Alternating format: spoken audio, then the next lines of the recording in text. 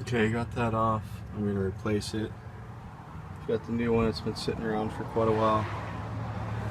If I can't get the bolts out back there, I'll just replace the ball joint. I was able to get the other side out previously. Let's see. The tie rod end's been replaced. When I first got it, the steering was real loose. Let's see, that was 32 millimeter, that nut. I'm gonna try and leave the brake caliper on and just put some zip ties up here. That's gonna fall back.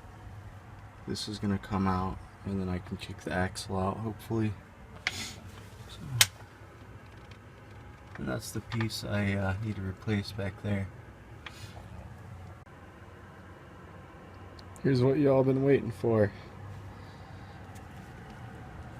To get the axle completely out, looks like you'll have to take that out if you need to do that, but you can get the stub out. And sure enough, the piece is busted off. So I'm happy I bought the whole thing and not just the clip. So pop your tie rod end off. You can barely get this axle out. You gotta kind of move it around in here, and then you can pull this all the way back, and it's definitely want to have this tied off because it's going to fall back once you release that.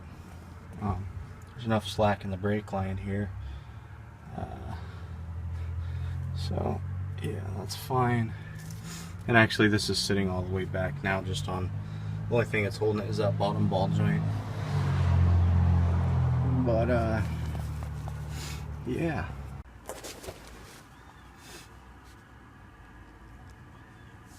the new one looks slightly different.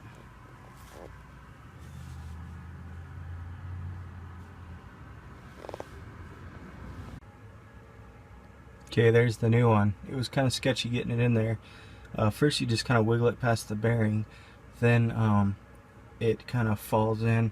You have to use like a, I just used the end of my bar there and kind of tap it in. And then the final clip where it clips into the differential back there, you know, where it was falling out, that you have to basically just, you know, hit it with a bar or something. Kind of scratched it up a little bit, but it's, you can pull on it, it's in there. So hopefully that works. There's definitely some shavings, and probably gonna want to change that fluid again for sure. There's a chunk laying in the bottom, I guess. So when I was looking at this, you might be able to get the axle out if you had to under this way without pulling the shock bolt out, but that wouldn't be a huge deal. I don't know, I've got it on this side now, but if you get this over on the other side and then try to maybe, yeah, pull that through here, that'd probably work. But I'm not taking that out, so time to put it back together and mess with this. I have this ball joint, and I don't know, the other side was a huge pain in the butt, so I don't know, it's not like giving me any issues right now. So I think I'm just gonna I'm gonna do the top. That's pretty easy. This is what we got going on. That's pretty rusted on there. We wire brushed it and popped the lower ball joint out. We'll do the top one.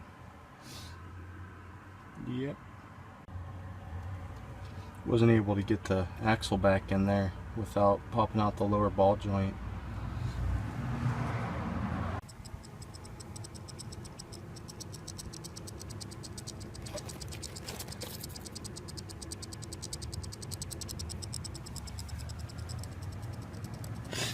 I don't know if you can hear that, but there's something in there's like grinding a little way.